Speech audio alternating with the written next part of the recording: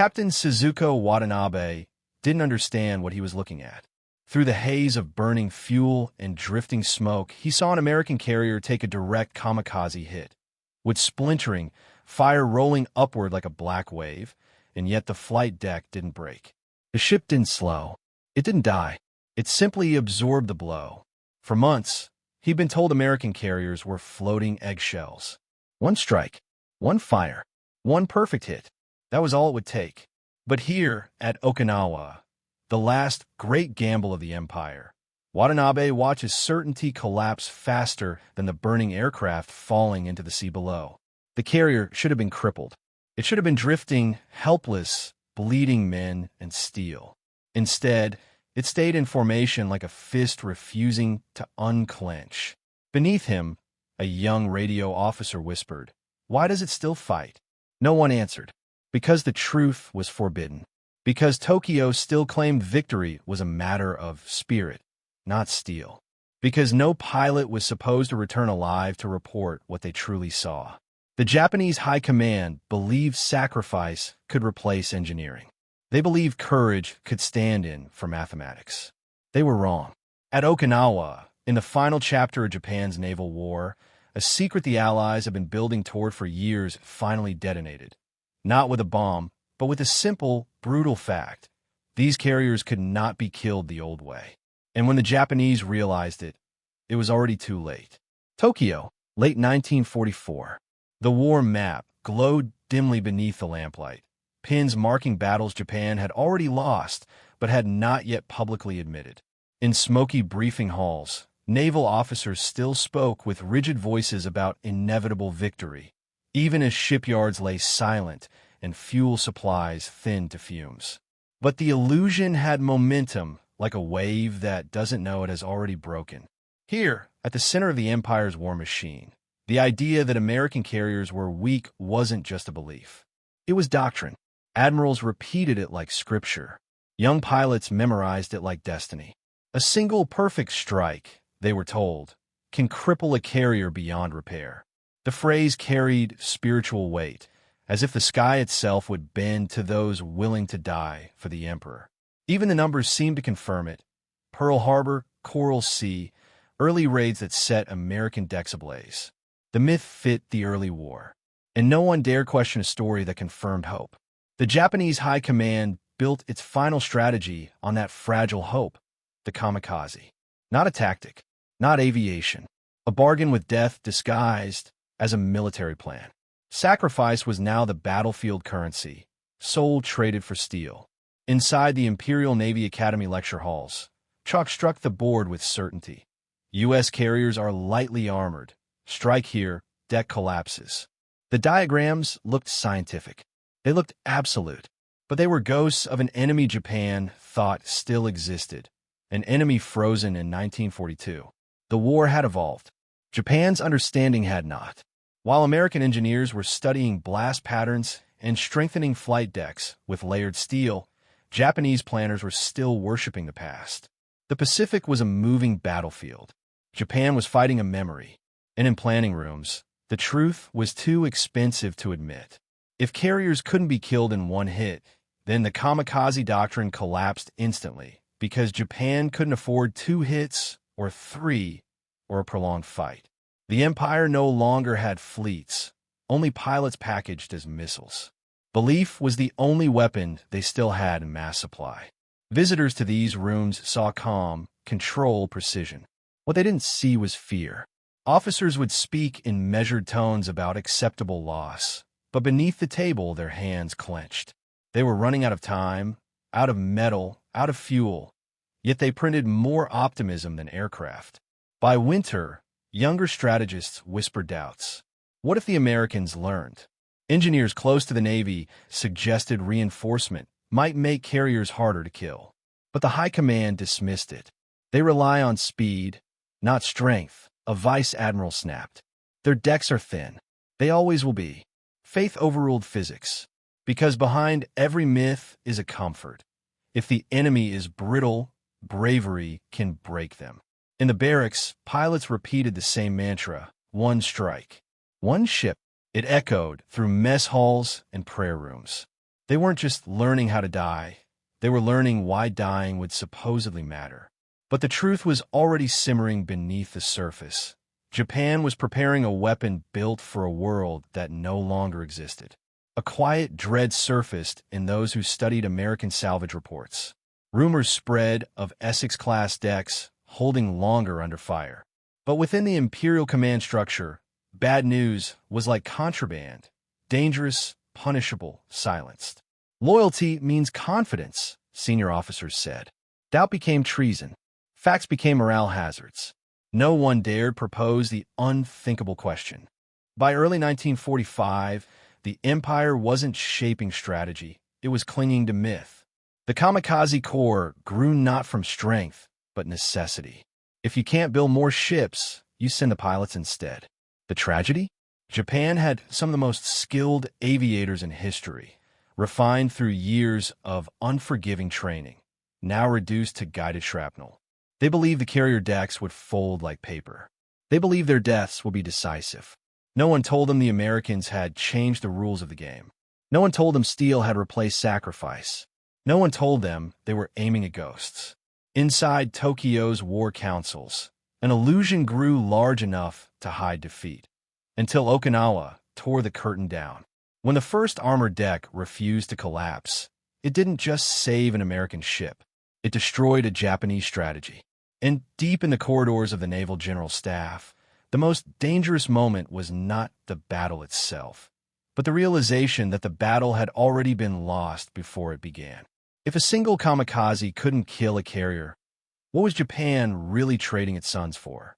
The Empire was now fighting on credit, borrowing belief against reality. The bill was coming, and Okinawa would be the collection.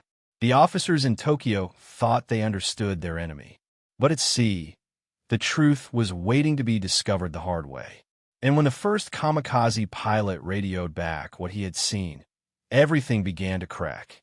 Before Okinawa became a crucible, before steel met fire in the Pacific, the secret to surviving kamikaze strikes was born half a world away, in the Mediterranean, under the scream of Stuka dive bombers. The Royal Navy didn't build armored carriers out of theory, they built them out of necessity. Their ships didn't operate in open oceans with miles of maneuvering space. They sailed narrow seas where air power hit you faster than you could dodge. In British shipyards, the question wasn't how fast can a carrier run, but how many bombs can she endure before she sinks? It was a grim, practical kind of wisdom, born in a region where war came from above almost daily. American early war carriers were different. Light, wide, fast, mobile air bases, not fortresses. At Coral Sea or Midway, they played a maneuvering game. But Britain had learned a darker arithmetic. One bomb, through an unarmored deck, could remove a carrier from a campaign, even without sinking it. So while Japan clung to the belief that offense wins wars, Britain quietly learned the opposite. Survival wins wars. That shift, slow, methodical, almost invisible, would ripple outward.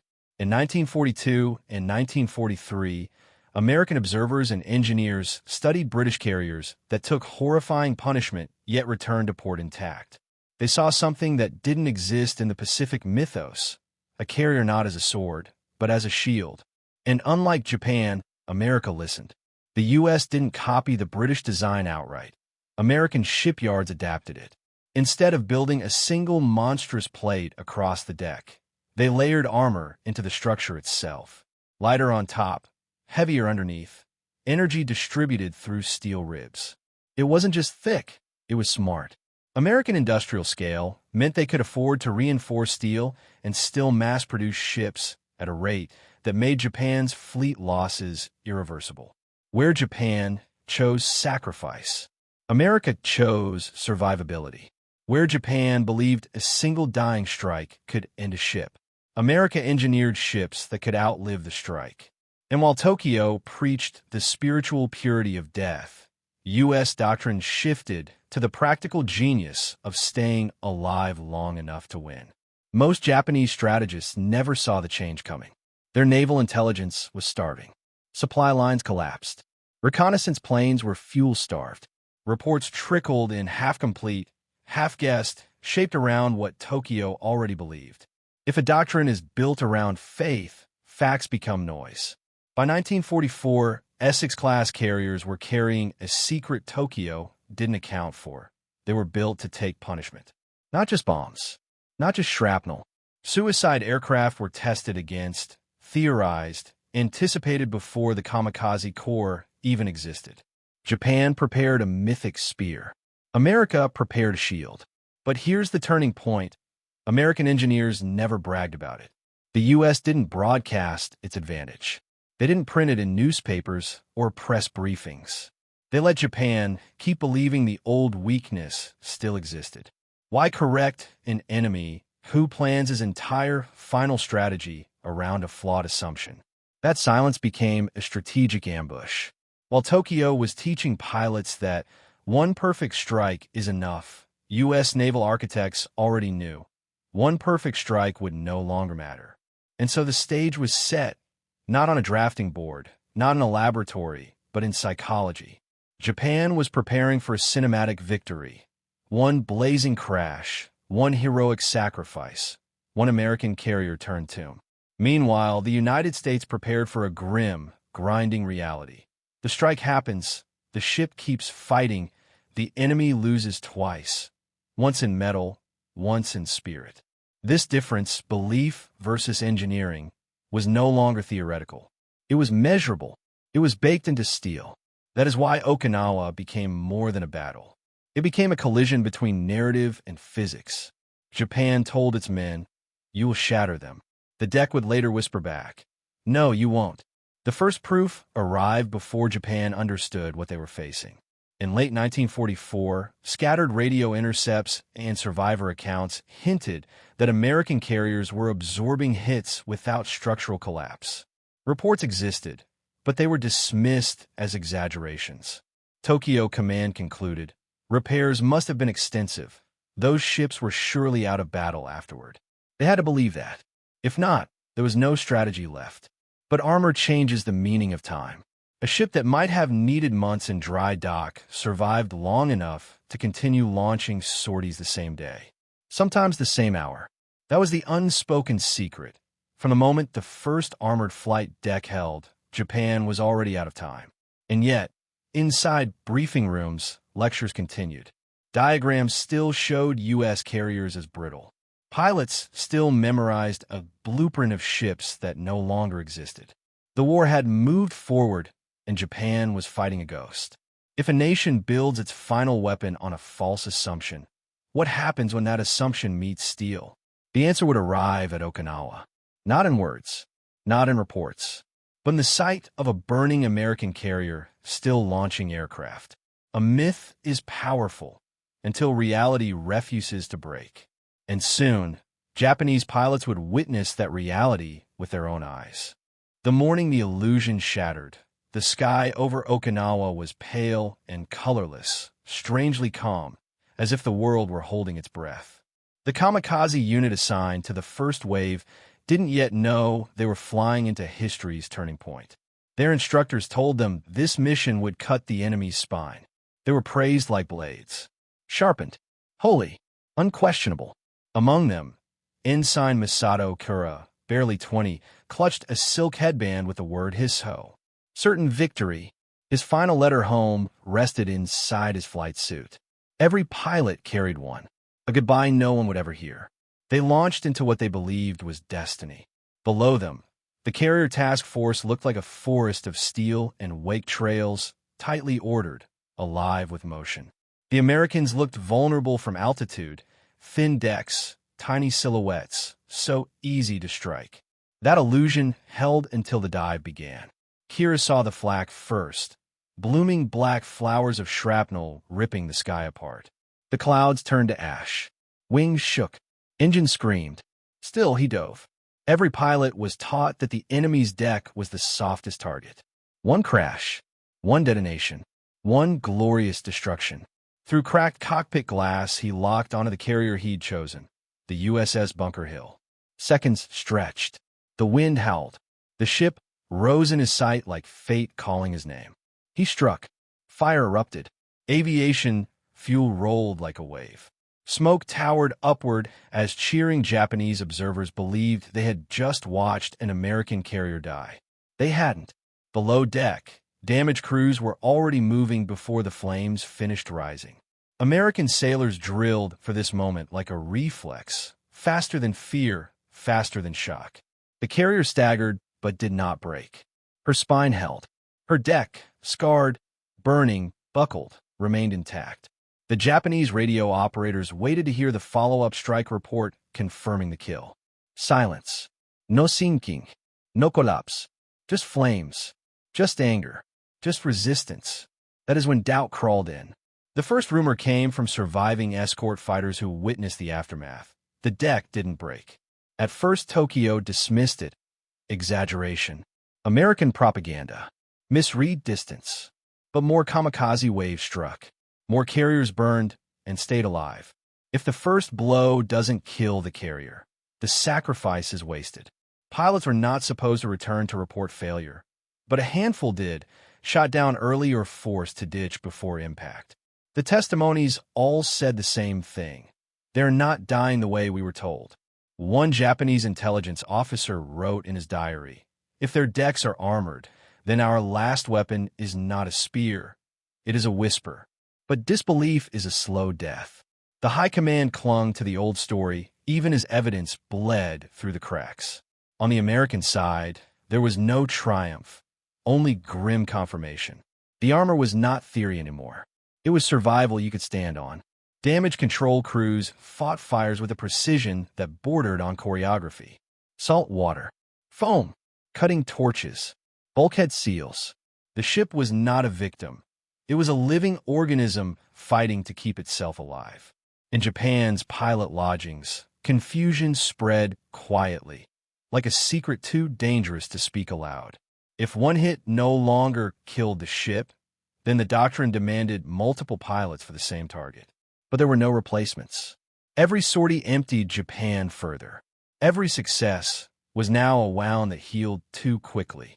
For young kamikaze volunteers, belief was oxygen. Doubt was suffocation. Inside planning rooms in Tokyo, some officers now stared a little longer at silence on the radio. A perfect strike used to mean victory. Now, it might only mean another fire. Kira never saw this realization. He was gone in flame and splinters. But his death, not his mission, was what echoed. The decks he struck did not fall. The myth he died for did. Rumors became patterns. Patterns became panic. The Empire had bet everything on a tactic that required fragility, and the enemy was no longer fragile. American sailors saw the change too, not in their own men, but in the way Japanese waves became frantic. They hit harder. They came in steeper angles. They attacked in swarms. But desperation is not strategy. Steel does not notice courage. By the second week of Okinawa, something unthinkable was happening in Japanese command circles. Senior strategists began to realize Japan was now killing its own future faster than it was harming the enemy. But how do you stop a plan built on martyrdom without admitting the plan never worked? How do you tell men ready to die that their death might achieve nothing? No empire built on sacrifice knows how to retreat from it. That is why Okinawa wasn't just a military defeat.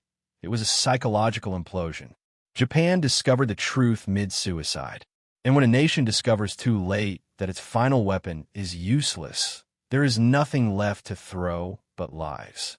The first shock was not the steel. It was the realization that the war had become unwinnable not on the sea, but in the mind. And yet, Tokyo still ordered more kamikaze waves. Why? Because they had no other card left to play. But in the next phase of the battle, something even more devastating would unfold. Not the shock of armor, but the moment Japan understood the cost of ignoring WWII late April, the Battle of Okinawa had turned into something darker than combat. It became a reckoning.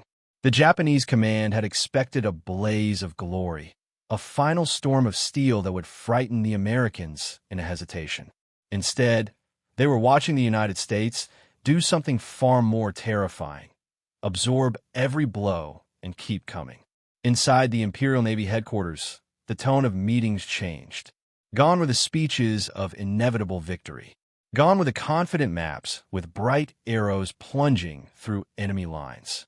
Now there were long pauses, tight jaws, eyes that stared too long at silence.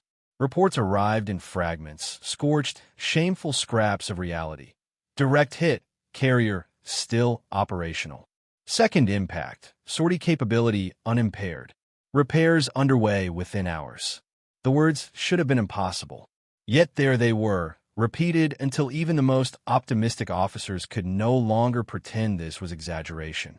And behind every short, cold message was a sickening truth. Japan was trading irreplaceable lives for temporary scorch marks. The psychological damage was worse than any naval loss. A myth can survive defeat, but it cannot survive irrelevance. The Americans didn't need to outfly the kamikaze. They only needed to outlive them. Meanwhile, aboard U.S. carriers, the atmosphere was brutal but unshaken. Sailors no longer wondered if another wave was coming. Only when. Damage control crews became a second war machine layered beneath the flight deck. Men in soaked clothes and scorched gloves fought fires like surgeons closing wounds. They knew that every minute the deck stayed live, the war tilted further toward them. They were not just preserving a ship. They were erasing Japan's last weapon. Below deck, engineering chiefs barked orders with cold precision. Thermal readings, pressure levels, blast spread, deck buckling tolerances. They weren't winning by luck. They were winning by math. Armor wasn't dramatic. Armor didn't shout. Armor didn't look heroic. Armor just refused to die. On the Japanese side, the refusal to die looked supernatural, as if American carriers had become immortal. But there was nothing mystical about it. It was welding, metallurgy, industrial redundancy, steel reinforcement, and training so repetitive it bordered on instinct. The pilots kept diving. The ships kept standing. Hope kept shrinking. Tension reached its breaking point when field intelligence finally delivered the nightmare sentence no admiral wanted to read. Decks reinforced. Not wood. Steel core. That was the exact moment the illusion collapsed.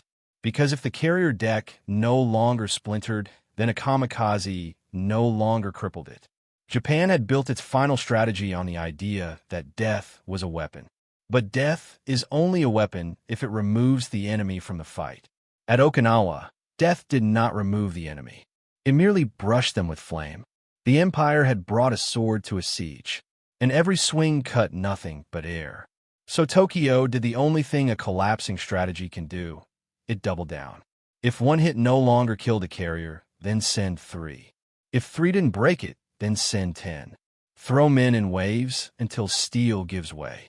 But steel is patient. Flesh is not. The Americans did not need to outnumber kamikaze strikes. They only needed to outlast them. And they could. Japan could not. This was the part no pilot was ever told. The industrial war was already over. Even if Japan had killed a dozen carriers, the U.S. could replace them faster than pilots could be trained to crash into them. Every strike was a one-way ticket. Every pilot lost was a craftsman, a son, a future commander. The United States lost metal. Japan lost bloodlines. And all of it for a tactic that no longer matched reality. When the truth reached Admiral Agaki, one of the final architects of the kamikaze doctrine, observers noted that he fell into a long, silent stare before speaking. He realized what the armored decks truly meant. Japan was now bleeding itself to death. But no one dared reverse the policy. Not after so much propaganda. Not after so many funerals repackaged as victories. Stopping now would mean admitting the lie. So the Empire kept feeding its pilots into a furnace they could not see until impact. A furnace shielded not by faith, but by engineering. And here lies the bitter irony. The kamikaze were supposed to terrify the Americans. But at Okinawa, the Americans were the ones who learned something powerful. They could survive anything Japan had left. Survivability is not glamorous, but it is final. Courage burns bright and brief. Engineering endures. In the final weeks of the battle, a quiet shift occurred. Kamikaze attacks no longer looked like strategy, they looked like ritual. America no longer feared the tactic. They pitted it. Some U.S. officers recorded in their diaries that these final attacks felt like watching Japan drown, still swinging upward, still refusing to admit the water had already filled its lungs. Because it wasn't the steel deck that killed Japan's last plan. It was what the deck proved. If Japan could not kill the carriers, it could not kill the war. And if it could not kill the war, then the war would kill Japan. What happens when a nation realizes its final weapon no longer works, yet it keeps using it anyway? The answer would come in the legacy, not in the blaze of battle, but in the quiet devastation after the fires cooled. When the guns finally went silent at Okinawa, the sea did not feel like triumph. It felt like exhaustion, not just for the men who fought, but for the nation that now understood the cost of believing in the wrong truth for too long. In Tokyo, the armored flight deck was no longer rumor. It was report, cold, measured, unavoidable. The last illusion had burned away with the final suicide waves. Japan's military leaders were forced to confront a truth they had buried under doctrine. The United States wasn't just outbuilding them. It was outlasting them. And survivability multiplies faster than sacrifice. When Japanese historians later reviewed the war records, a frightening pivot point emerged. The war was already unwinnable the moment the first armored deck stayed operational under fire. Everything after that was inertia, ritual, and grief rewritten as strategy. Because war isn't only fought in explosions. It is fought in assumptions. And at Okinawa, Japan's deadliest assumption died first. Inside surviving pilot barracks, silence replaced ceremony. The final letters pinned to flight suits were no longer poetic vows. They were unfinished goodbyes. Survivors who witnessed the armored decks firsthand spoke quietly, almost with disbelief. We crashed into a wall that would not yield. That sentence carried more than battlefield meaning. It carried identity collapse. For 3 years, Japan had built an empire on a story. That spirit could overcome steel, that sacrifice could overcome arithmetic, that dying well was as powerful as striking well. Okinawa exposed the fault line in that myth. Spirit matters, but only if the steel breaks. When it doesn't, spirit becomes martyrdom without consequence. For America, the lesson moved forward. Carriers would become the core of modern naval power, not because they projected strength, but because they survived strength. Every post-war supercarrier traces its DNA to the fields of testing and fire that Okinawa unintentionally validated. The future Navy was born not in victory parades, but in refinery fires, deck repairs, and sailors welding through smoke. Innovation outlived sacrifice, and Japan's last weapon, the kamikaze, became a chilling footnote in the calculus of war, a strategy that kills its own side even when it succeeds. The moral injury lingered long after the ships sailed home. Generals could rationalize charts and tonnage, but pilots left behind journals asking questions no doctrine could answer. If my life was already spent before I took off, what did I buy with it? How do you honor sacrifice that achieved nothing? Those are not tactical wounds. Those are existential ones. In the post-war years, surviving engineers on the American side gave interviews that sounded almost surreal in contrast to Japanese recollections. They spoke not of heroism, but of measurements, blast radius tolerances, fuel compartment redesigns, deck shear load distribution, discussions of why the carriers withstood what should have killed them. Japan had fought a spiritual war against structural engineering, and engineering doesn't blink. Historians later described Okinawa as the moment Japan tried to win twice, first with shock, then with martyrdom. But you cannot win the same battle twice when the enemy has already solved your weapon the first time. America didn't defeat the kamikaze by shooting them down.